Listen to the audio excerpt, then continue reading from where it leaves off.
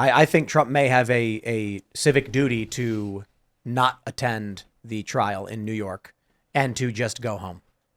And the reason being is that this is a corrupt DA with fraudulent charges, using the power of the state to go after a president, which for clearly political reasons. And I think Trump should give a press conference in Bedminster, or probably better off Mar-a-Lago, because Jersey would probably arrest him too.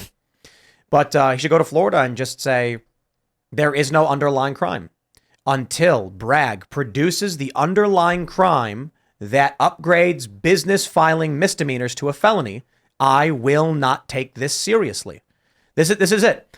The charge against Trump is that Michael Cohen was paid off Stormy Daniels, and that Trump lied about the payments to Michael Cohen on his filing, calling it a legal expenses retainer, which is falsifying documents, a misdemeanor. But it could be a felony if it was done in furtherance of another crime. Bragg has not revealed any underlying crimes. And the payments that Trump made, according to the FEC and DOJ, are not criminal actions. That being the case, I think Trump actually has a civic duty to say, until there is a legitimate underlying crime that will justify the upgrade to a felony, this is a circus, and it's fake. And I don't care to waste my time with a clown show. The problem now that I see is that New York and Atlanta, and the federal government, for that matter, I mean, especially January 6th, they're creating fake charges against people. I mean, the obstruction charge now at the Supreme Court is another great example of this. The charging the J6ers, particularly Jacob Chansley, the Q shaman, with obstruction, despite the fact that what he did doesn't qualify, and this was even sussed out in court in the Supreme Court hearing today, although they didn't get to it specifically, but literally even the premise from the Solicitor General was that if you don't know what you're doing is wrong, it's not wrong.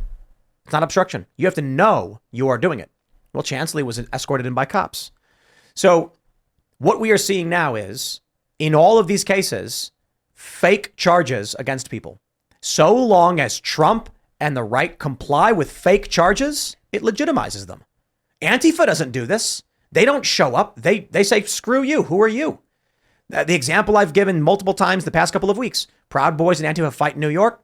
Antifa gives a middle finger to the cops and leaves. Proud Boys shake the cops' hands, and the cops turn them around and arrest them and put them in prison.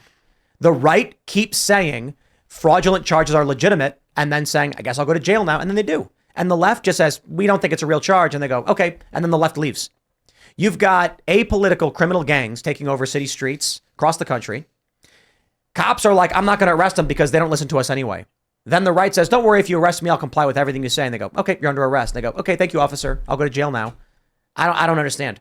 Even the former president, when everybody knows this is bunk, is like, well, I guess I'll just act like it's legitimate and make sure everyone in the world knows I am treating it seriously, like it's a real charge. I think that's one of the conflicts that maybe people get from their lawyers. I've known a lot of people to have really serious legal issues, especially even in the state of New York.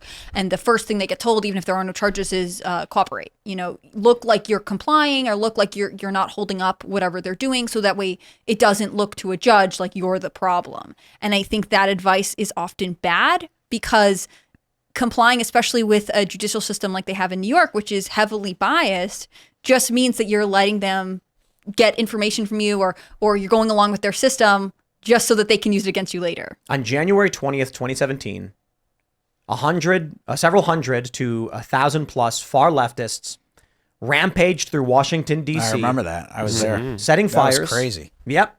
Smashing windows. Do you know what the outcome of that riot was? Nothing happened to him, I bet. Oh, nothing? It's the opposite.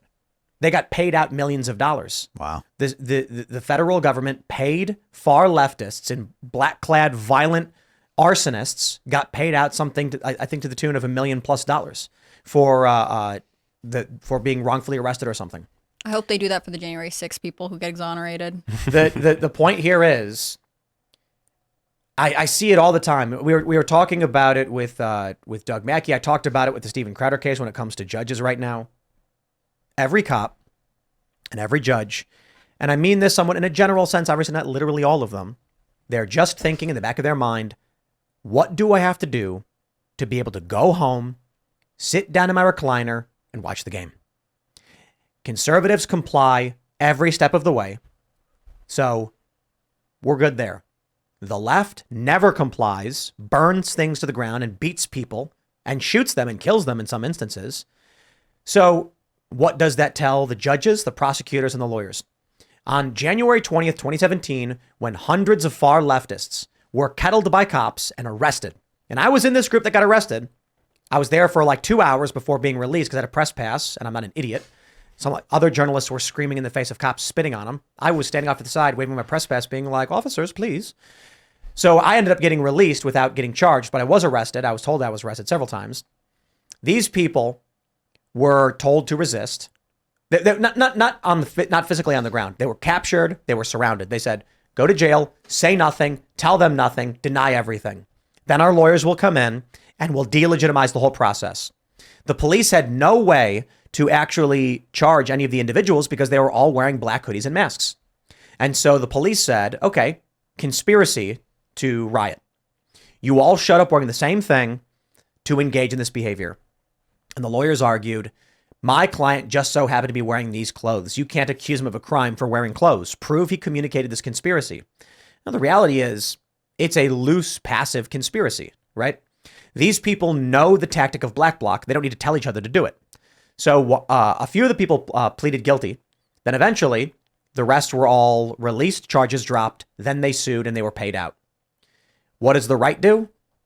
Complies instantly. Goes to jail and the machine beats the crap out of him. I just feel like if there is a legitimate case, certainly if you commit a crime, yeah, you know, you go to court, you get your lawyer, you argue it. Right now, what we're looking at with Trump is the DA waved a fake piece of paper. I can't stress this enough. Falsifying business records is not a felony. He said it is because there's another crime here. And they said, what's the crime? I'm not telling you. Okay, well then if you're not, then then this charge is fake.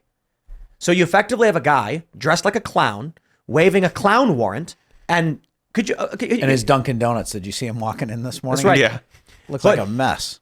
This is what I see, and this is the point that I've made several times. I mean, if a clown showed up to your door, knocked on the door, and you opened it, and he says, "I have a clown warrant for your arrest," would you comply? No. I don't know why Trump is. This is not a real warrant. The judge, his daughter, has Democrat clients fundraising off of this. Everybody knows what's going on. He's telling Trump he can't go to Supreme Court hearings. This is clearly political. And Trump is like, guess I'll just do what they tell me to do, and then limps on in and then says, this is political. It's a travesty. I can't believe it's happening. It's like, well, at a certain point, the system either breaks or you bend the knee. My fear is if this system is allowed to persist as it is, welcome to the communist revolution, you've lost. If Donald Trump, the former president, says these are false charges, I refuse to subject myself to a charge that has no underlying crime and has been falsely presented, take it up with the federal government and we'll file in federal court and challenge this. He's not even doing that. He's complying with every step of the way. On all of these cases, by the way, every single one. And they're all bogus. Mm-hmm. Comply. Every time he gets sued over over a ridiculous 30-year claim of rape, and he says, guess I'll show up for this one. Then they say you're guilty. And he's like, what? I can't believe this is happening to me. What Donald Trump is saying to everyone in this country is the government can do it, they will do it, and you can do nothing about it. I think that makes him relatable to voters. Like I said, like people who live there. I mean, trust in the government is not high. And so if it can happen to Donald Trump, what keeps it from happening to you, right? If they can do this to him, what would they do to you? I can't say whether or not he should resist or not go, but I will say that I think it demonstrates a really effective image to voters that are saying, even Donald Trump, who was president, a billionaire, this, well-known guy is having to do these things. I would not be able to even afford the defense that he can. So the concern I have is, maybe Trump's playing the victim angle of the government is out to get me. Look how ridiculous this is. I am trying my best to comply and be reasonable. Vote for me. That's why. Maybe that's the right play. My concern, however, is that when I meet your run-of-the-mill normie NPC out in the street, they go, yeah, but I mean, Trump's like he was fraud with his business and now he's in criminal court for it. And you're like, do you know what the trial's about? No, I don't know. I just heard that he committed like fraud and stuff. But didn't they do that with the Russia collusion thing? They did it with all the different impeachments. I mean, at some point, this guy is just the power of positive thinking, right? The eternal optimist. And he just thinks that he is invincible. I mean, in many ways, he's shown that he can be. So at what point is it just he's like, oh, you know what? I've escaped everything else. I'm going to go out there. I'm going to be positive, and God's going to help me. I mean, which is also kind of the boomer mentality. I hadn't really thought about it until you guys started talking about it this way, but like that sort of willingness to go along with whatever is thrown at you from the government or the system, belief in the court system.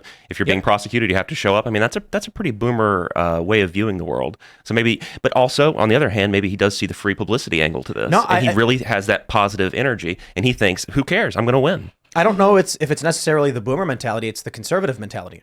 The example being the Proud Boys in New York. Antifa's agitating and attacking people. The Proud Boys get into a fight with them. And the Proud Boys go to the cops and say, the cops are our friends. And those guys went to prison for 4 years. And Antifa got no charges. This is what we consistently, we keep seeing it over and over again. I would argue that in the case in New York with the Proud Boys is interesting. They certainly said stupid things on live stream, like they were laughing about getting into the fight. But you show up to your own private event to see a speech. It was Gavin McInnes speaking. And far leftists surround the building, screaming at people, harassing them, and then putting on masks, threatening people. Yet you're the victim. When you're trying to leave and they're surrounding and they're on every street corner yelling at you, and then the Proud Boys are like, okay, I guess let's go. Like, if we're going to leave and these guys are on every street corner, then it's either going through them or we're not leaving. Then they thought the police would be on their side. Then they went to prison. I think by now they must have gotten out. That was a while ago. I wonder what the update is on that. But we see that consistently where these people on the right think that going to court is going to get them a victory. But I'll say it again. In my experience, it's simply the judge goes, whoever is going to break first is my fastest ticket out of this case. And so you could have a guy go into your house and steal your TV. And then when the cops come and he's got your TV, he says, he sold it to me. That's a civil matter. You guys got to go to civil court. And you're like, what? He stole my TV? Cops don't care. Whatever gets me out of here. Look at the squatters. Then you go to court and you say, Your Honor, he stole the TV. No, he didn't. Then the judge is only thinking, which one of these guys breaks first? Which one of them will say, I give up? Because then we can all leave. I got all of these cases on the docket. I don't have time to deal with this. Which one? You, sir, shut up. You lost. You agree? Done. We can go home now. There was a couple times, so Chris is the executive editor. I talked to him pretty much every day. And there was a time, I don't know if you remember this, during the Fannie Willis hearings when they were trying to determine if she had, incorrectly hired like her, boyfriend and things like that, where we were watching a live stream in our separate offices. And I was like messaging him like, this judge obviously wants to leave. This judge looks miserable. And it was just, you can tell, I mean, I think there is something to the fact that some judges are like, I don't want to be here. But there was that one judge, I can't remember his name now, who remember when they panned to him with the camera and he smiled? Oh, Engeron. Like he was he was on a sitcom. Like there are some judges that want this media attention. He looked too happy to be there. Right, and that's a problem too. Do you want the judge that wants to go home, or do you want the judge that's like, this is going to make me a national star? I want the judge that understands the job and has some, palpable level of discernment in their that's blood, true. I want the judge from the Kyle Rittenhouse trial who screamed, "Don't get brazen with me" at the prosecution. One of my favorite lines of all times. Like there is something towards the judge's attitude. I'll never forget that. Did you see O'Keefe went to the judge's gym? Did you see that? Oh, yeah. That was pretty funny. That was good. Look, Fannie Willis is a really great example. There's clearly serious conflicts of interest and ethical issues at play. And the judge goes, well, but it's fine. Mm-hmm. Just stop. It's like, just fix it. And we'll just keep going. It's like, can you really keep going if all this time there was an ethical problem? And even so, he essentially admitted at the end of the day that she's poisoned how this trial looks to the average person, the public, so. But people think. They didn't do anything about it. People think judges are these intelligent, smart arbiters of truth and justice. And I think the easiest way to explain it is, imagine you and your next door neighbor were fighting over a lawnmower. Go to the neighbor across the street and ask him to adjudicate between the two of you. And you'll be like, what? My neighbor is just some guy. Congratulations. You now know what judges are. They're just some guy or lady. They don't know any better than anybody else. Sure, they have an understanding of the legal system, but justice is not an issue of the legal system. Procedure is. So Trump is clearly, any sane judge would be like, what? What's the underlying crime? And when the prosecutor says it's a secret, he'd say, "Get out of my courtroom! What are you doing?" Now, what do you think the appeals court does?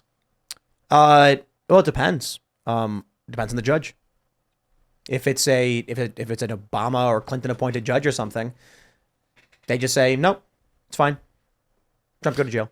If he did skip a day in court and he did get arrested, do we know how long he'd have to be in jail? Is it just like a nightly thing, or I don't know. I don't mean, know they're either. threatening him with 30 days. 30 days? Yeah. Also, how will all of this play into? I mean, Trump has said several times, "I'm going to win New York."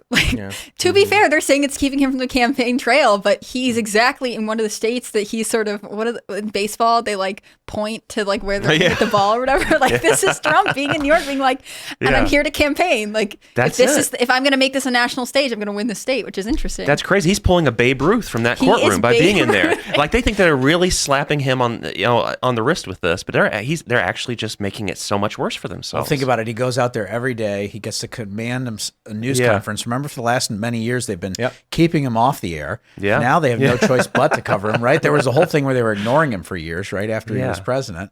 Now he's out there. He sets the pace for the day, and he's just running with it. That may be the strategy. They may have said, "Look, this is great. You're going to be the top news for every major outlet the entire time they do this.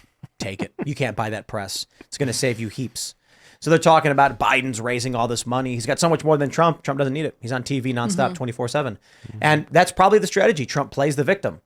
That's why he comes out before and after he gives a statement. And that's why they want to put him in jail for the gag order. They're like, we can't let him speak. He's winning from this. Yeah.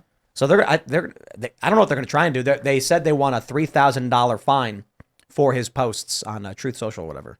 That's crazy to me. I think the whole idea that they're trying to keep him off the campaign trail with these, basically legal handcuffs, has always been crazy, but it really backfired when he, way before the RNC, way earlier than anyone expected, just became the presumptive nominee, right? It was one thing when there were people competing with him, maybe there would be a long shot campaign, probably not. But now everyone knows November is a rematch between him and Biden. And we're all sort of hanging out in the meantime, right? Like It's the Trump show. It literally is the Trump show again. Yeah. Crazy. Thanks for watching this clip from the Timcast IRL podcast. Hang out with us live Monday through Friday at 8 p.m. and become a member over at timcast.com for uncensored, members-only shows exclusive. Thanks for hanging out, and we'll see you all next time.